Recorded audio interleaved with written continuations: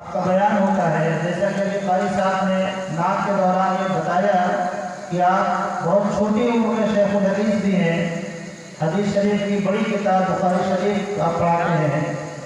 آپ ان کے بیان کو بغور سنیں اور اس پر عمل کرنے کی نیت سے سنیں، کیونکہ جلسے کا یہی مقصد ہے، صرف سننا اور سنانا کوئی مقصد نہیں ہے۔ ہم یہ طے کریں کہ جو کچھ ہم اللہ اس کے رسول کے حوالے سے سنیں گے اس پر عمل کریں گے۔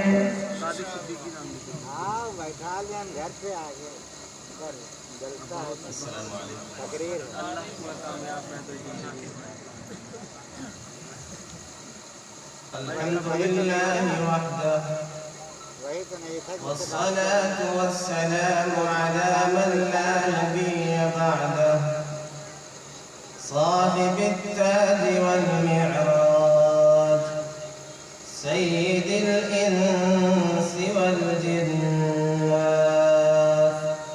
محبوب رب الأرض والسماوات الذي اسمه مكتوب في الإنجيل والتوراة أرسله الله تعالى بالحق بشيرا ونذيرا وداعيا إلى الله بإذنه وسراجا منيرا أما بعد فأعوذ بالله من الشيطان الرجيم بسم الله الرحمن الرحيم قد أفلح من تزكى وذكر اسم ربه فصلى بل تؤثرون الحياة الدنيا والآخرة خير وأبقى صدق الله العظيم۔ اسٹیج پر رونق افروز واجب الاحترام علماء کرام، بزرگوں اور دوستوں،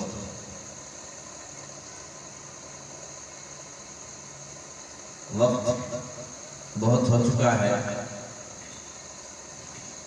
ایسا نہ ہو when I start speaking you will start running away۔ ایک نعرہ چلا تھا 2 سال سے اور اب بھی چل رہا ہے، اسٹے ہوم اسٹے سیف، لیکن ہم سب جانتے ہیں اسٹے ہوم کر کے بھی سیف نہیں تھے، لیکن میں ایک سلوگن اور ایک نعرہ آپ کو دے رہا ہوں، اور گارنٹی کے ساتھ، ضمانت کے ساتھ، stay at your chair stay safe. اگر اس وقت آپ کرسی پر موجود رہیں گے، بیٹھے رہیں گے، تو گارنٹی ہے، دعویٰ ہے، آئی ایم کلیمنگ، میں دعویٰ کر رہا ہوں، یو ول اسٹے سیف۔ کیوں؟ مفتی صاحب نے ابھی تذکرہ کیا تھا، نزلت علیہم السکینہ حفتہم الملائکہ، so you are under the blessing of Allah Almighty، you are under the blessing of angels، اور جو فرشتوں کے سائے میں ہو، ان کے شیڈو میں ہو، جو اللہ کی رحمت کے سائے میں ہو، کیا وہ انسیف ہو سکتا ہے؟ نہیں، اٹس امپاسبل، یہ ناممکن ہے۔ تو آپ جتنا کہیں گے اتنی دیر انشاءاللہ بات کرنا ہے، بہت زیادہ طویل گفتگو کرنے کا ارادہ نہیں ہے، لیکن جب تک آپ کہیں میں بات کروں، پہلے سے بتا دیں کتنی دیر بات کرنا ہے، تاکہ نہ آپ ڈسٹرب ہو نہ میں ڈسٹرب ہوں۔ تو انشاءاللہ 35-40 منٹ اس کے اندر ہی انشاءاللہ کوشش کروں گا میں بات کو مکمل کروں۔ So I am here to save you from the darkness, from the failure۔ میں اپنے آپ کو بھی اور ہم سب کو میں ناکامی سے بچانے کی تدبیر لے کر کے آیا. وہ کیا ہے؟ رحمت دو عالم صلی اللہ علیہ وسلم ایک مرتبہ صحابہ کی موجودگی میں منبر پر چڑھے. آپ نے ارشاد فرمایا آمین. فلما ارتقى الدرجة الثانية، منبر کے دوسرے درجے پر آپ چڑھے، آپ نے کہا آمین. آپ تیسرے درجے پر چڑھے، آپ نے ارشاد فرمایا آمین. صحابہ حیران ہیں کہ اس سے پہلے کبھی پیارے آقا صلی اللہ علیہ وسلم کو اس طرح منبر پر چڑھتے ہوئے آمین کہتے ہوئے ہم نے نہیں دیکھا. آج ایک نئی چیز. What happened? Something new.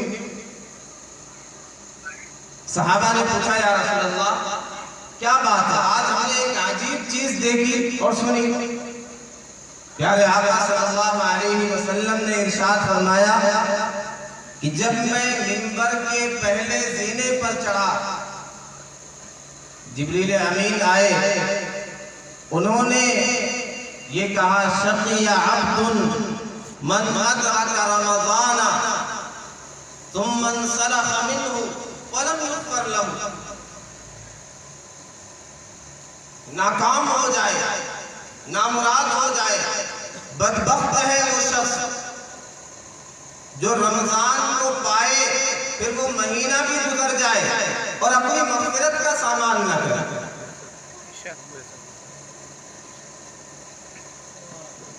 میں دوسرے زینے پر چڑھا، جبریل امین نے پھر یہ کہا شقی عبد من ادرک والدیہ او احدہما ولم یدخلہ الجنہ. بدبخت ہے وہ شخص، ناکام و نامراد ہے وہ بندہ جس نے اپنے والدین کو یا ان میں سے کسی ایک کو پایا، ان کی خدمت کر کے اپنی مغفرت نہ کروائی. میں نے کہا آمین. پھر میں جب تیسرے درجے پر چڑھا تو جبریل امین نے کہا شقی عبد ذکرت عنده فلم يصلي عليك. بدبخت ہے وہ شخص، ناکام و نامراد ہو گیا وہ بندہ جس کے سامنے اے محبوب آپ کا تذکرہ کیا جائے، آپ کا نام نامی اس میں گرامی لیا جائے اور آپ پر درود نہ پڑے.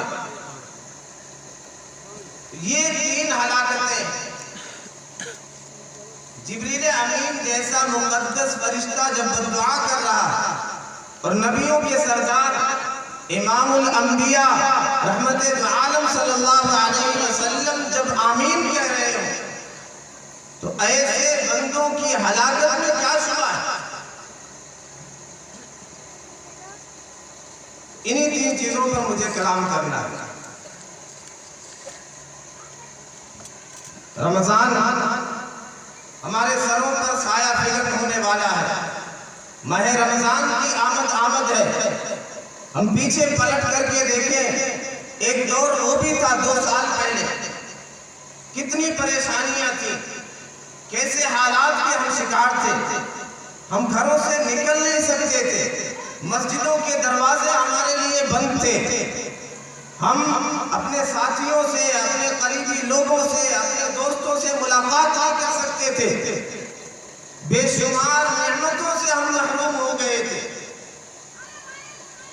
پھر اللہ کی رحمت ہم پر رمضان آ رہا ہے، لیکن جو پچھلے سال کی طرح تھا، مسجد کے دروازے بند تھے، ہم کہیں جا نہیں سکتے تھے، کسی سے مل نہیں سکتے تھے.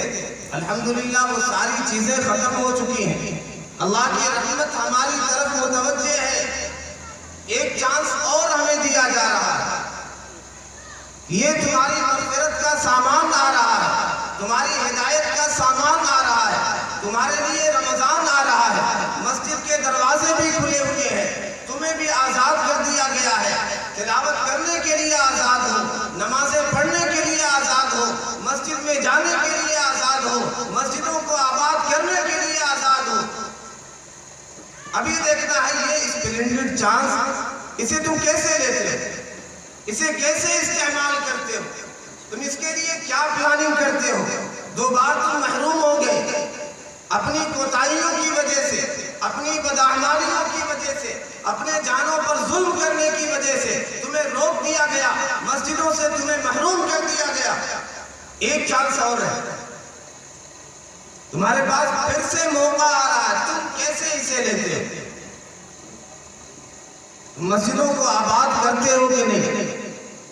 اس ماہ مبارک کو جو رحمتوں کا مہینہ آ رہا ہے، جو برکت کا مہینہ ہے، جو مغفرت کا مہینہ ہے، جو جہنم سے خلاصی کا مہینہ ہے، جو قرآن کی تلاوت کا مہینہ ہے، جس میں قرآن کا نزول ہوا، جو روٹھے رب کو منانے کا مہینہ ہے، جو اپنے آپ کو ناکامی سے بچانے کا مہینہ ہے، جس میں رب کی طرف سے اعلان ہوگا یا باغی الخیر اقبل، اے خیر کے تلاش کرنے والے، اے نیکیوں کے طالب، اے اللہ کی رحمتوں کے طالب، اے اپنی مغفرت کے طالب، آگے بڑھ، اپنی کمر کو کس لے، تیار ہو جا، یہ رحمتوں کا مہینہ تمہارے سروں پر سایہ فلم ہو رہا ہے۔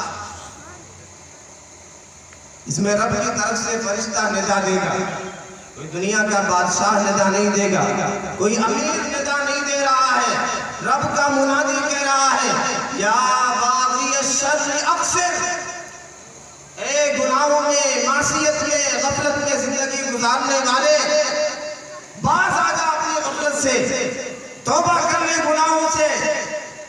کب تک یہ غفلت والی زندگی گزارتا رہے گا؟ کب تک مسجدوں سے دور رہے گا؟ کب تک نمازوں سے دور رہے گا؟ کب تک رب کی بغاوت میں زندگی گزارے گا؟ کب تک پیارے آقا صلی اللہ علیہ وسلم کو ناراض کرے گا؟ قربان جائیے اللہ کی شان کریمی پر، اللہ کی رحمت پر۔ حالانکہ رب کی شان بے نیازی کا تقاضا تو یہ تھا، رب کی عظمت اور جلال کا تقاضا تو یہ تھا کہ ہمیں ندا نہ دی جاتی، غفلت میں زندگی گزارنے والوں کو، معصیت میں زندگی گزارنے والوں کو، مسجدوں سے دور رہنے والوں کو انہیں دور کر دیا جاتا، ان کی پشت پر ایک لات مارا جاتا اور کہا جاتا جاؤ جہاں جانا ہے، جاؤ گمراہی کے گڑھوں میں گرنا چاہتے ہو گرو۔ ہم جس دنیا کی طرف بھاگتے ہیں، ہم جو مسجدوں سے دور ہوتے ہیں، دینی مجلسوں سے دور ہوتے ہیں، یہ دنیا ہمیں کچھ نہیں دینے والی۔ دنیا سے وفا کی امید رکھنا حماقت ہے، یہ رب کی شان کریمی ہے۔ دنیا والے تو کب تک سپورٹ کریں گے، کب تک ساتھ دیں گے؟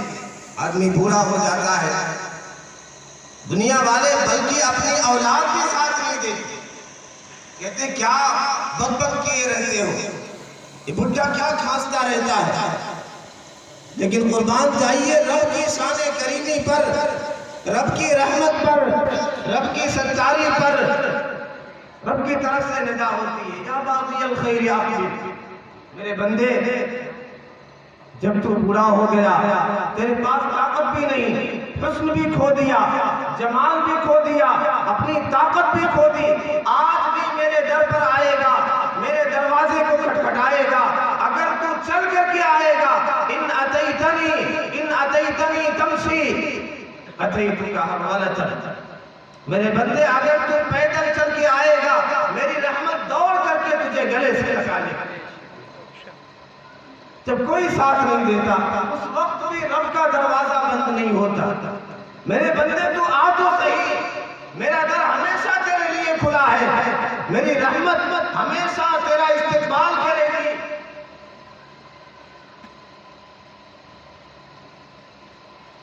تو مانتا تو ہے نا کہ بس تجھے بخشنے کے لیے، تجھے کامیاب کرنے کے لیے میرا ہی در ہے۔ اگر اتنا مانتا ہے یا باغی الخیر اقبل، علامہ ابن قیم رحمۃ اللہ علیہ فرماتے ہیں کہ ایک دن میں ایک گلی سے گزر رہا تھا، میں نے دیکھا ایک دروازہ کھلا، ماں نے اپنے چھوٹے بچے کو 2 تھپڑ لگایا اور کہا نکل جا میرے گھر سے، جب تجھے میری بات نہیں ماننی، جب تجھے میری فرما برداری نہیں کرنی ہے۔ وہ بچہ تھوڑی دیر روتا رہا، کچھ دور گیا، واپس پلٹ کر کے اسی دروازے پر اسی چوکھٹ پر آ کر کے کھڑا ہو گیا۔ علامہ ابن قیم فرماتے میں یہ منظر بغور دیکھ رہا تھا، ہوتا کیا ہے؟ تھوڑی دیر کے بعد ماں نے پھر سے دروازہ کھولا اور ڈانٹ کر کے کہا جب تجھے میری بات نہیں ماننی تو یہاں کیوں کھڑا ہے، نکل جا۔ اس بچے نے روتے ہوئے جواب دیا امی جان آپ نے مجھے دھتکار دیا، مجھے بھگا دیا، میرے لیے دروازہ بند کر دیا، میں یہاں سے چلا بھی گیا، تھوڑی دور جا کر کے مجھے یاد آیا ماں میں کہیں جا کر کے اپنی زندگی گزار سکتا ہوں، پیٹ پال سکتا ہوں، کہیں ہوٹل پہ جا کر کے برتن دھل کر کے اپنے کھانے کا بھی انتظام کر سکتا ہوں، پینے کا بھی انتظام کر سکتا ہوں، قیام کا بھی انتظام کر سکتا ہوں، لباس کا بھی انتظام کر سکتا ہوں، لیکن ماں جو تیری ممتا ہے، جو تیری محبت ہے، یہ دنیا میں مجھے کہیں نہیں ملے گی۔ یہ سوچ کر کے میں واپس پلٹ آیا کہ تیری ممتا تو دنیا میں کہیں نہیں مل سکتی، چاہے سب کچھ مل جائے۔ جب ماں نے یہ جواب سنا تو ماں نے دروازہ کھول دیا کہ بیٹے جب تو یہ اعتراف کرتی ہے، جب تو یہ اعتراف کرتا ہے یا قبول کرتا ہے کہ میری ممتا اور محبت دنیا میں کہیں نہیں مل سکتی، میرے بیٹے میرے دروازے ہمیشہ تیرے لیے کھلے ہیں۔ علامہ ابن قیم رحمۃ اللہ علیہ فرماتے ہیں ایسے ہی جب بندہ اس اقرار کے ساتھ، اس اعتراف کے ساتھ رب کے دربار پر آ جاتا ہے، الہی عبدک العاصی اتاکا مقر بالذنوب وقد دعاکا، اے اللہ آپ کا گنہگار بندہ آپ کے در پر حاضر ہے، آپ کی چوکھٹ پر کھڑا ہے، اسے اپنے گناہوں کا اقرار ہے، آپ کی رحمت پر، آپ کے شان کریمی پر بھروسہ ہے۔ فَإِن تَغْفِرْ فَأَنْتَ لِذَاكَ أَهْلُ وَإِن تَتْرُدْ فَمَنْ يَرْحَمْ سِوَاكَ، اے اللہ اگر آپ معاف کرنا چاہیں تو معاف کرنا، بخش دینا، یہ آپ کی شان ہے، آپ کو سجدہ ہے، اور اگر آپ دھتکار دیں گے، آپ بھگا دیں گے تو آپ کے سوا کون سا در ہے جہاں میں جاؤں گا۔ یہ مبارک مہینہ آ رہا ہے، ہم کیا پلاننگ کر رہے ہیں؟ ہم کھانے کی پلاننگ کرتے ہیں، کھانا کیسا ہوگا، مشروب کیسا ہوگا، شربت کون سی رکھیں گے، سحر میں کیا کھائیں گے، افطار میں کیا انتظام ہوگا، پکوڑیاں کیسی ہوں گی، کباب کیسے ہوں گے۔ بدقسمتی سے وہ مہینہ جو ہمارا کھانا چھڑانے کے لیے آیا، اسے ہم نے کھانے کا مہینہ بنا دیا۔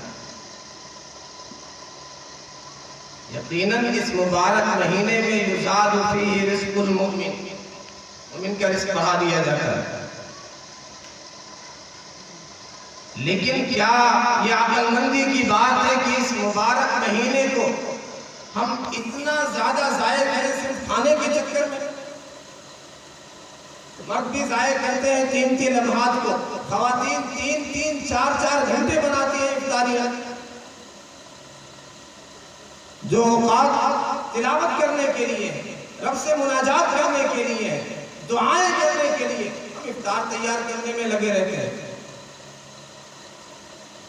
رحمت دو عالم صلی اللہ علیہ وسلم کے بارے میں جو آتا ہے کہ آپ کو گوشت کا یہ حصہ پسند تھا، یہ بھی بات واضح ہو جائے۔ شمائل ترمذی کی روایت ہے، پیارے آقا صلی اللہ علیہ وسلم کو ما كانت الذراع احب اللحم الى رسول اللہ صلی اللہ علیہ وسلم ولكنه لا يجد اللحم الا ضبا، آپ کو یہ جو کہا جاتا ہے دست کا گوشت بہت پسند تھا، یہ کیوں؟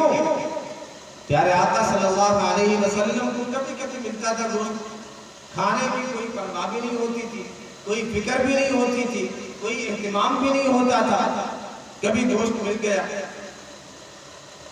تو یہ دست کیوں پسند تھا؟ لِأَنَّهَا أَعْجَلُهَا نَضْجًا، کہ بہت جلدی پک کر کے تیار ہو جایا کرتا ہے. تو دست کا جو حصہ ہوتا ہے بہت جلدی پک کر کے تیار ہو جاتا ہے. پیارے آقا صلی اللہ علیہ وسلم کو تو عبادت کی فکر تھی، دعوت کی فکر تھی، تبلیغ کی فکر تھی، امت کی فکر تھی. آپ کھانے کے لیے اتنا اہتمام کیا کریں گے کہ مجھے یہ پسند ہے، مجھے یہ چاہیے؟ یہ تو ہم جیسے احمقوں کا کام ہے کہ کھانے ہی میں سارا وقت ضائع کر دیتے. سیدہ عائشہ رضی اللہ عنہا فرماتی ہیں کہ جب بھی میں پیٹ بھر کر کے کھانا کھاتی ہوں فَأَشَاءُ أَنْ أَبْكِي إِلَّا بَكَيْتُ، میرا رونے کا جی چاہتا ہے اور میں رو پڑتی ہوں. کیوں؟ اذکر الحال التي فارق رسول اللہ صلی اللہ علیہ وسلم الدنیا، مجھے پیارے آقا صلی اللہ علیہ وسلم کا دور یاد آ جاتا ہے. پیارے آقا صلی اللہ علیہ وسلم دنیا سے تشریف لے گئے اس حال میں واللہ ما شبع من خبز ولحم مرتين في يوم، کوئی دن ایسا نہیں گزرا پیارے آقا صلی اللہ علیہ وسلم کو کسی دن پوری زندگی کسی دن گوشت اور روٹی سے پیٹ بھر کر کے کھانے کو ملا. اگر چاہتے تو ملتا، لیکن آپ کو ان چیزوں کی فکر کہاں تھی؟ یہ تو ہم ضائع کرتے 3 گھنٹے 4 گھنٹے کھانے کے لیے سحری کی تیاری.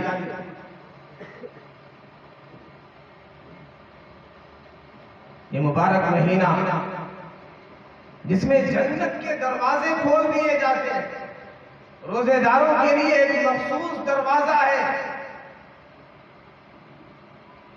ریان لا يدخله الا الصائمون، اس دروازے سے صرف روزے دار داخل ہوں گے، جس میں دوزخ کے دروازوں کو بند کر دیا جاتا ہے. صفدت الشیاطین، شیاطین کو جکڑ دیا جاتا ہے، بابا زنجیر کر دیا جاتا ہے. ایک ماحول ملتا ہے، اللہ کی رحمت برس رہی ہوتی ہے. اس مہینے میں بھی اگر ہم اپنی مغفرت کا سامان نہ جمع کریں یقیناً ہماری ہلاکت میں کوئی شک اور شبہ نہیں. اس لیے پہلا مضمون حدیث پاک کا اپنے آپ کو ہلاکت سے بچانا ہے. If you want to save your life, yourself from the failure, from the fire of blazing flame, you will have to prepare for yourself for the month of Ramadan. رمضان کے لیے اپنے آپ کو ابھی سے تیار کرنا ہے، پلاننگ کرنا ہے. دنیاوی کام کے لیے ہم تیاری کرتے ہیں، پلاننگ کرتے ہیں، منصوبہ بندی کرتے ہیں. اس کے لیے بھی تیاری کریں، پلاننگ کریں. مرد بھی تیاری کریں، خواتین بھی تیاری کریں کہ ہم تلاوت کتنا کریں گے، کتنے قرآن مکمل کریں گے، کتنے درود پیارے آقا صلی اللہ علیہ وسلم پر بھیجیں گے، تراویح کتنے آرام سے پڑھیں گے، دعائیں کتنی کریں گے، تہجد کتنی پڑھیں گے، نوافل کتنی پڑھیں گے. ان چیزوں کی پلاننگ ہونی چاہیے. دوسرا مضمون رحمت دو عالم صلی اللہ علیہ وسلم نے جو آمین کہا دوسرے زینے پر چڑھتے ہوئے، جبریل امین نے بددعا دی ہلاک ہو جائے، ناکام و نامراد ہو جائے وہ بندہ جس نے اپنے والدین کو یا ان میں سے کسی ایک کو پایا، ان کی خدمت کر کے اپنی مغفرت نہ کرا. یہ ایک مستقل ٹاپک ہے، والدین کی عظمت، والدین کا مقام. میں اختصار کے ساتھ چند باتیں رکھوں گا. والدین کا وہ مقام ہے کہ اللہ نے خود ان کے حق کو اپنے حق کے ساتھ ملا کر کے بیان کیا. اس سے بڑی بات کیا ہو سکتی ہے؟ ارشاد فرمایا اللہ تبارک و تعالی نے وَقَضَى رَبُّكَ أَلَّا تَعْبُدُوا إِلَّا إِيَّاهُ وَبِالْوَالِدَيْنِ إِحْسَانًا. تیرے رب نے یہ فیصلہ کیا ہے، یہ حکم دیا ہے کہ عبادت صرف اللہ کی. وَبِالْوَالِدَيْنِ إِحْسَانًا، والدین کے ساتھ اچھا سلوک کرنا ہے. إِمَّا يَبْلُغَنَّ عِندَكَ لك الكبر أحدهما أو كلاهما فلا تقل لهما أف ولا تنهرهما وقل لهما قولا كريما. اگر وہ بڑھاپے کو پہنچ جائیں وہ دونوں یا ان میں سے کوئی ایک انہیں اف بھی مت کہنا. اس سے چھوٹی بات بھی اگر کوئی ہوتی تو اس کا تذکرہ کیا جائے. یعنی یہ تو دور کی بات ہے کہ ہم ان کے حکم کی سرتابی کریں, ان سے حکم عدولی کریں, ان کو جواب دیں. نہیں, اف اور ہو جو ہم کہتے ہیں ایک ناگواری کا جو اظہار ہوتا ہے یہ بھی نہیں کرنا ہے. اگر ہم رب کی رضا چاہتے ہیں, رضا رب بھی فی رضا الوالدی, رب کی رضا والد کی رضا میں. If you want to please Allah, you will have to please your parents, your father. اپنے والد کو راضی کرنا پڑے گا, انہیں خوش کرنا پڑے گا تو رب کی رضا ملے گی. وسخط الرب فی سخط الوالد, رب کی ناراضگی والد کی ناراضگی میں. آج بدقسمتی سے یہ مرض عام ہوتا جا رہا ہے. والدین کو ایک عمومی شکایت ہے, بچے ہمارا کہاں نہیں مانتے, کیا کریں. آدمی اپنی اولاد سے ہار جاتا ہے. ایک بغاوت کا دور ہے. ہر کوئی اپنی منمانی چلانا چاہتا ہے, کوئی بڑوں کے پیچھے چلنا نہیں چاہتا, ان کے مشوروں کو قبول کرنا نہیں چاہتا, ان کے تجربات کی روشنی میں چلنا نہیں چاہتا. اور لوگ ان سے شکایتیں کرتے ہیں. باپ نے کبھی یہ شکایت نہیں کی, بے پناہ قربانیاں دینے کے باوجود, بے پناہ محنتیں کرنے کے باوجود کبھی مجھے نہیں کہتا کہ تمہارے لیے میں نے اتنا کیا, میں نے تم پر اتنے پیسے خرچ کیے. لڑکے جوان ہوتے ہیں, ذرا سا کمانے کیا لگے, والدین ان کی نگاہ میں کوئی حیثیت نہیں رکھتے. شکوے شکایت پر اتر آتے ہیں, غیروں سے جا کر کے, دوستوں سے جا کر کے شکایتیں کرتے ہیں. میرے والد تو ایسے ہیں, میرا کہاں نہیں مانتے, میرے پیسے ضائع کر دیتے ہیں.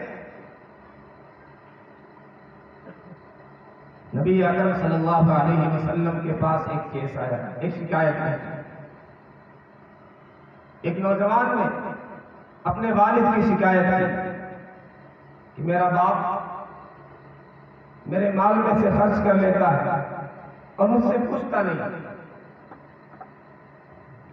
رحمت دو عالم صلی اللہ علیہ وسلم نے اس نوجوان کے والد کو بلایا. جب والد کو معلوم ہوا کہ میرے بیٹے نے میری شکایت کی ہے, بڑی تکلیف پہنچی اور انہوں نے دل ہی دل میں چند اشعار کہے. زمانے جاہلیت کا ایک شاعر ہے امیہ بن ابی الصلت, نبی اکرم صلی اللہ علیہ وسلم نے اس کے اشعار کی تعریف فرمائی. آپ نے کہا اسلم شعرہ ولم یسلم, اس کے اشعار جو مسلمان ہو گئے وہ مسلمان نہیں. بہت ہی حکمت والے, بہت ہی معنی خیز اشعار اس کے ہوتے ہیں. چند اشعار دل ہی دل میں اس نے کہے والد نے. نبی اکرم صلی اللہ علیہ وسلم کی مجلس میں یہ حاضر ہوئے. جبریل امین آ گئے اور کہا یا رسول اللہ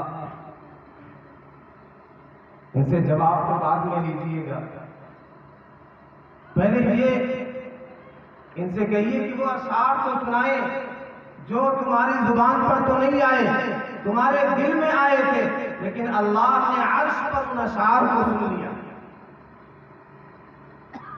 پیارے آقا صلی اللہ علیہ وسلم نے درخواست کی. انہوں نے کہا یا رسول اللہ, اللہ تعالیٰ ہمارا ایمان بڑھاتا ہی رہتا ہے, ابھی وہ اشعار میری زبان پر آئے بھی نہیں تھے کہ رب نے سن لیا. آپ نے کہا وہ اشعار تو سناؤ. اس نے کہا جب مجھے معلوم ہوا کہ میرے لڑکے نے میری شکایت کی ہے تو میں نے کہا غضوتک مولودا ومنتک یا پیار, تعل بما أجني عليك وتنهل إذا ليلة ضاقتك بالسقم لم أبد بسقمك إلا سائرا أتململ كأني أنا المطروق دونك بالذي أردت به دوني فعيناي تهمل تخاف الردى نفسي عليك وأنها لتعلم أن الموت وقت مؤجل فلما بلغت السن والغاية التي إليها مدى ما كنت فيك أؤمل جعلت جزائي غلظة وفظاظة كأنك أنت المنعم المتفضل فليتك إذ لم ترى حق أبوتي فعلت كما الجار المجاور يفعل. یہ اشعار ایسے تھے، یہ ایسی فریاد تھی، اس نے رحمت دو عالم صلی اللہ علیہ وسلم کو ایسا رلایا کہ داڑھی مبارک آنسوؤں سے تر ہو گئی. اس نے کہا ہے میرے بیٹے، جب سے تو پیدا ہوا ہم تو مرنا شروع ہو گئے، ہم نے تمہارے لیے جینا شروع کر دیا، جو بچا تھا تجھ پر لگایا، جو لائے تجھے کھلایا، اپنی راحت اپنے آرام کی فکر نہیں کی، تمہارے آرام کی فکر کی. سرد ہوائیں چلی تجھے کمبل میں لپیٹا، گرم ہوائیں چلی تیرے لیے پنکھے کا انتظام کیا، پنکھے جھل جھل کر کے تیرے پاس بیٹھ کر کے تجھے چین کی نہیں سلایا. بازاروں میں دھکے کھاتے رہے، سردی گرمی کے تھپیڑوں سے لڑتے رہے، اپنی جوانی کو بھلاتے رہے. جب کبھی تو بیمار ہو جاتا، تیرے ساتھ تیری ماں تیرا باپ بھی بیمار ہو جاتا، تیرے سرہانے بیٹھ کر کے تیرا غم ہم سے دیکھا نہیں جاتا تھا، تیری تکلیف ہم سے دیکھی نہیں جاتی تھی، تو روتا تھا، ہم بھی تیرے ساتھ رونے لگتے تھے. حالانکہ پتا ہے ان الموت وقت مؤجل، موت کا ایک وقت متعین ہے، لیکن تمہاری تکلیف ہم سے دیکھی نہیں جاتی تھی. تیرے لیے اپنی ساری قربانیاں ہم نے دی، حتیٰ کہ تجھ میں شباب کا رنگ دوڑنے لگا، میرا تنا جھک گیا، تیرا تنا سیدھا ہو گیا، میں خزاں کا شکار ہو گیا، تجھ میں باد بہاری آئی. ہم نے یہ سوچا کہ ہم نے اس پر محنت کی، اس کے لیے قربانیاں دی، اس کے لیے مشقتیں جھیلی، یہ جوان ہوا ہے، یہ ہمارے کام آئے گا، یہ ہماری انگلی پکڑ کر کے ہمارے بڑھاپے کی لاٹھی بنے گا، ہمارا سہارا بنے گا. لیکن جب تجھ میں جوانی کی ترنگ آئی، تجھ میں شباب آیا، تیرے تیور بدلے، تیرے انداز بدلے، تو ہم سے راہیں بدل بدل کر کے کترانے لگا. ہم تجھے بلاتے، تو وہاں سے آگے جواب نہ دیتا اور تو مست ہوا دیکھتا. پھر ایک دن ہم بیٹھ کر کے سوچنے لگے، شاید ہم نے اسے نہیں پالا، شاید اس نے ہمیں پالا ہے، شاید یہ ہمارے پیشاب پاخانے صاف کرتا رہا، شاید اس نے ہمیں انگلیاں پکڑ کر کے چلنا سکھایا ہے. ایک دن وہ بھی آیا، تو میرے خلاف شکایتیں کرنے لگا، اے میرے بیٹے اگر تو بیٹا نہیں بن سکا پڑوسی ہی بن جاتا.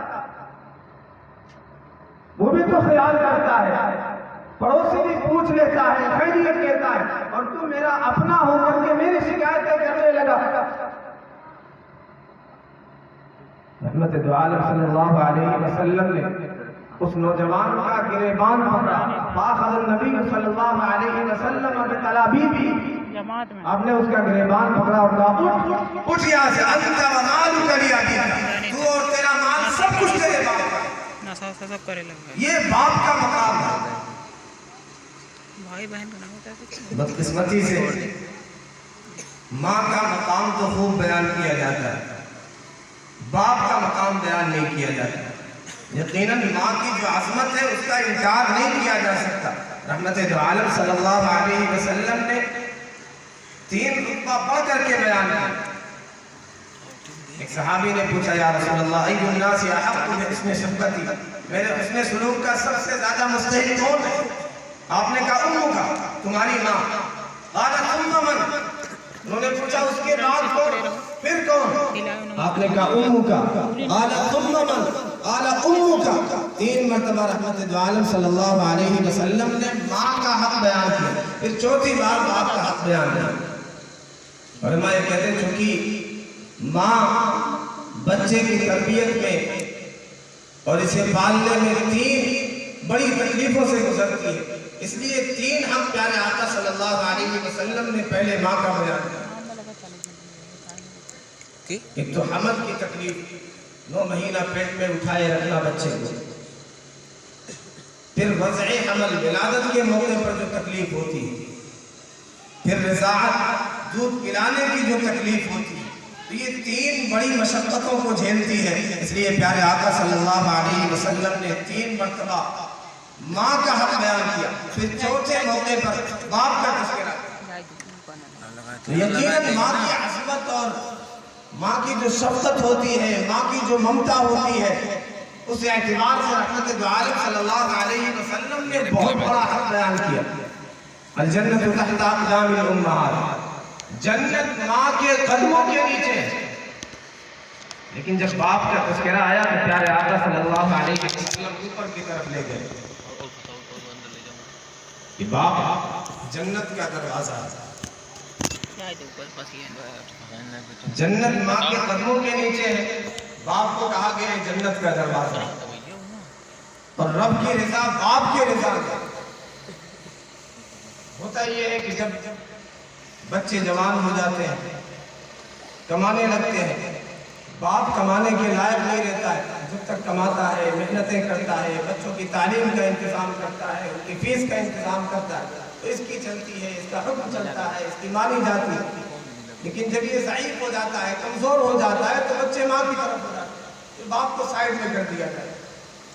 تو دونوں کا اپنا مقام ہے، دونوں کی اپنی محبتیں ہیں، باپ کی عظمت ہوتی ہے، ماں کی شفقت اور محبت ہوتی ہے۔ علماء نے مسئلہ یہ بیان کیا کہ اگر کوئی کھانے پینے کی چیز بندہ لے کر کے آتا ہے، اس میں ماں کو ترجیح دی جائے گی، لیکن جب فیصلہ کرنے کی بات آتی تو باپ کو اہمیت دی جائے گی۔ الرجال قوامون علی النساء، مرد گھر کا حق ہوتا ہے۔ تو بہرحال جن کے والدین موجود ہیں، ان کی قدر کر کے، ان کی خدمت کر کے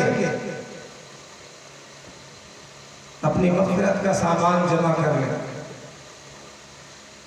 اور جن کے والدین فوت ہو چکے ان کے لیے تلاوت کر کے، صدقے خیرات کر کے ایصال ثواب کریں، انہیں ثواب پہنچائیں۔ اگر ہم نے ناقدری کی زندگی میں تو ہمارے پاس ایک چانس ہوتا ہے کہ وفات کے بعد ہم ایصال ثواب کر کے، ثواب پہنچا کر کے، تلاوت کر کے ہم فرما برداروں کی لسٹ میں آ سکتے ہیں۔ تو ہم والدین ہمارے اگر موجود ہیں، ہم دعائیں کریں اللہ ان کے سائے کو مزید دراز کرے، ان کی خدمت کرے۔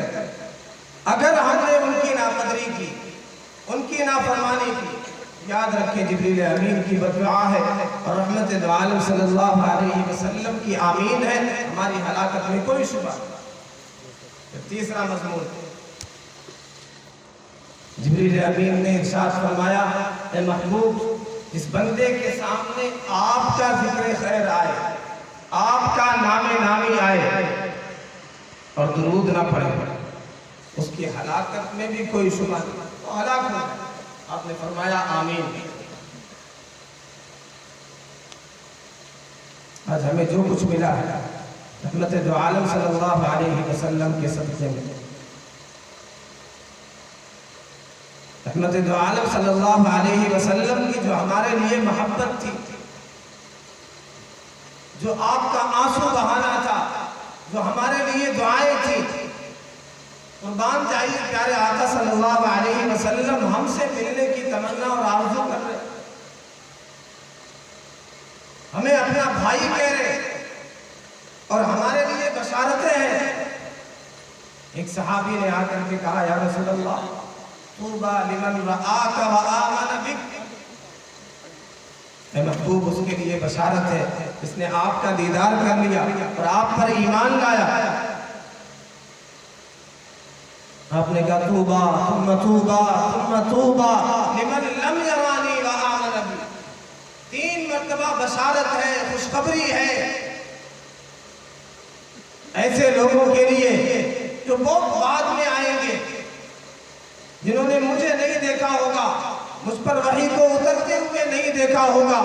فتنوں کا دور ہوگا، ہر طرف دین سے بیزار کرنے کے لیے محنتیں ہو رہی ہوں گی، میرے طریقے کی مخالفت ہو رہی ہوگی، اس کے باوجود میرا نام لینے والے ہوں گے، مجھ پر ایمان لانے والے ہوں گے، ان کے لیے 3 مرتبہ بشارت ہے.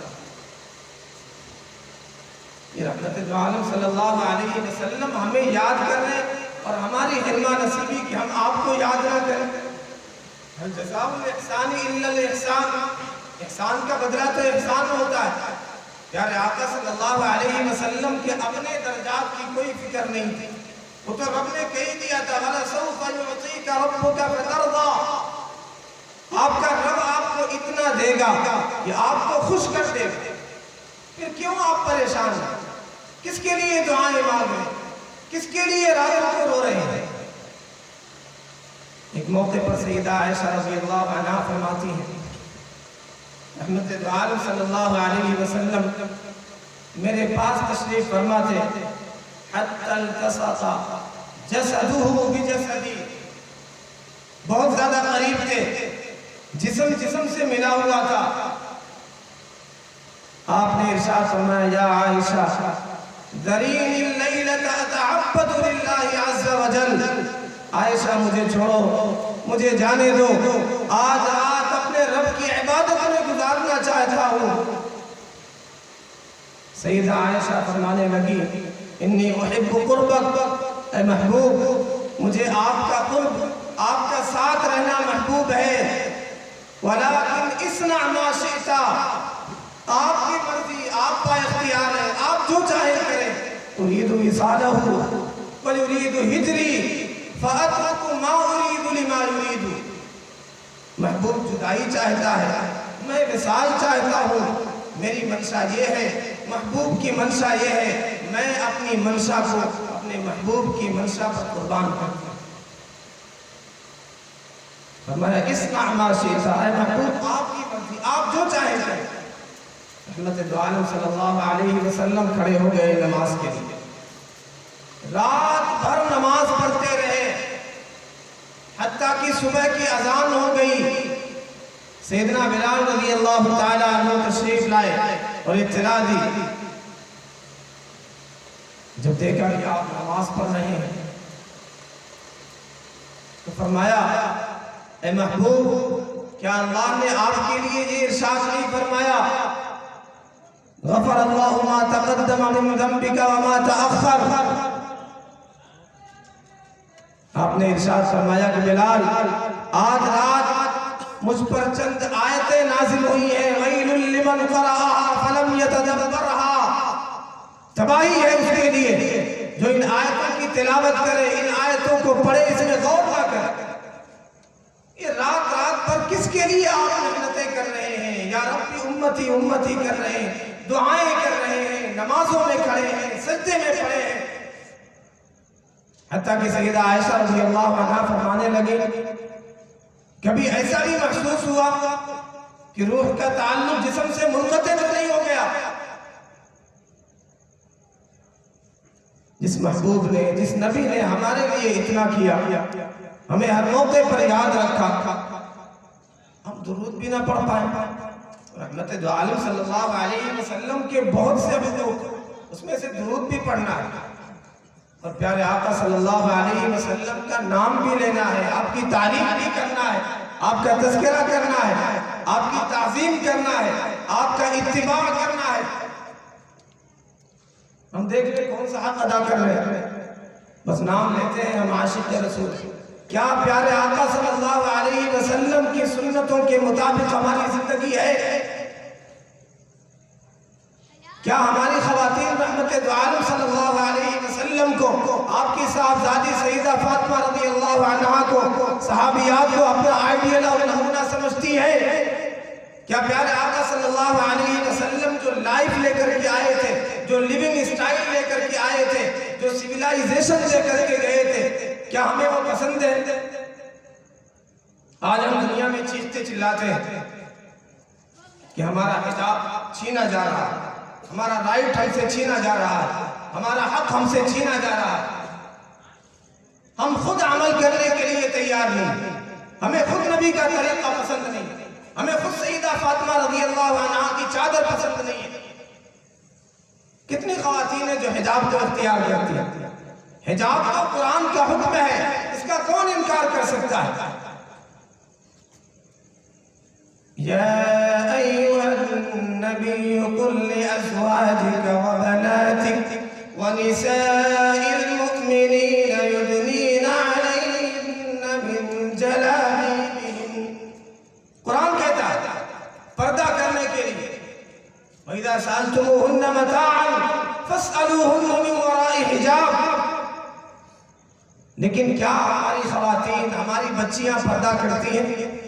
شادیوں میں دیکھ لیں، سڑکوں پر جب نکلتے ہیں مارکیٹنگ کرنے دیکھ لیں، شادیوں میں کیا کیا خرافات ہوتی ہیں۔ ہم ویڈیو ریکارڈر کو بلاتے ہیں، ہم خود کہتے ہیں لو ہماری مستورات کا، ہماری بہنوں کا، ہماری ماں کا تم فوٹو ادھر سے پوز لو، ادھر سے پوز لو۔ پھر ہم اعتراض کرتے ہیں کہ حکومت نے بین کر دیا حجاب، حکومت نے ہمارا رائٹ ہم سے چھین لیا۔ پھر ہم آوازیں اٹھاتے ہیں ہم نے جب نبی کے طریقے کی مخالفت کی، نبی سے بغاوت کی، تو رب تو قادر رب کی کسی سے کوئی رشتہ داری نہیں، کیا ضرورت ہے؟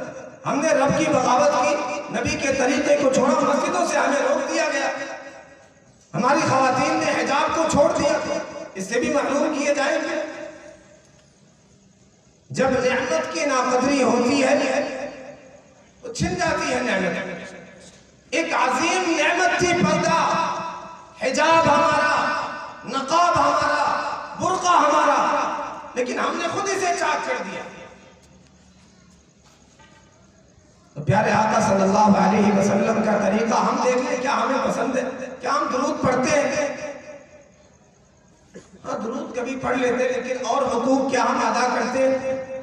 تم تو غیروں کی بات کرتے ہو، ہم نے اپنوں سے زخم کھائے ہیں۔ تم تو غیروں کی بات کرتے ہو، ہم نے اپنوں سے زخم کھائے ہیں۔ لوگ کانٹوں سے بچ نکلتے ہیں، ہم نے پھولوں سے زخم کھائے ہیں۔ خود مسلمان پیارے آقا صلی اللہ علیہ وسلم کو راحت پہنچانے کے لیے تیار نہیں ہے۔ پیارے آقا جس میں فرمانے قرۃ عینی فی الصلاۃ، میری آنکھوں کی ٹھنڈک نماز میں ہے، کیا ہم اپنے آنکھوں کی ٹھنڈک اور دلوں کا سکون اس میں تلاش کرتے ہیں؟ ہم موسیقی میں تلاش کرتے ہیں، گانے بازے میں تلاش کرتے ہیں، لہو و لعب میں تلاش کرتے ہیں۔ مسلمانوں اگر اپنے آپ کو ہلاکت سے بچانا ہے تو ایک ہی طریقہ، only one way to act upon the sunnah of Prophet Muhammad صلی اللہ علیہ وسلم۔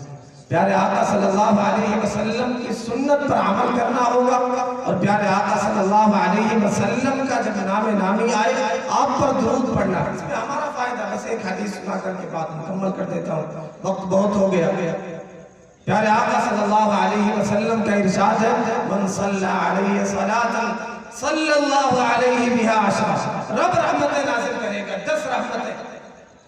ایک درود پڑھیں گے الصلاة علی النبی امحق للذنوب من الماء البارد۔ پیارے آقا صلی اللہ علیہ وسلم پر درود پڑھنا گناہوں کو ایسے مٹاتا ہے جیسے ٹھنڈا پانی آگ کو بجھا دیتا ہے، اس سے بھی تیز گناہوں کو مٹاتا ہے۔ تو ہم آج یہ عزم کریں کہ انشاءاللہ یہ جو سامان دیا گیا ہے، یہ جو راستہ بتلایا گیا ہے، گمراہی سے اور ہلاکت سے اپنے آپ کو بچانے کا، اور بددعا سے جبریل امین کی اپنے آپ کو بچانے کا، یہ جو 3 فارمولہ دیا گیا ہے، इंशाअल्लाह हम इस पर अमल करेंगे और अपने आप को गुमराही से बचाएंगे, खुसरान से और नाकामी से बचाएंगे। रमज़ान जो आ रहा है इंशाअल्लाह इसकी कदर करेंगे, इसके लिए प्लानिंग करेंगे, इसमें ज़्यादा से ज़्यादा इबादतें करेंगे, वालिदैन के कदरदान होंगे, उनके फरमाबरदार होंगे और रहमत दो आलम सल्लल्लाहु अलैहि वसल्लम की सुन्नत का इत्तिबा करेंगे, आप पर कसरत से दुरूद पढ़ेंगे। अल्लाह हम सबको कहने सुनने से ज़्यादा अमल करने वाला बनाए। व आखिरु दअवाना अनिल हम्दुलिल्लाहि रब्बिल आलमीन। माशा अल्लाह।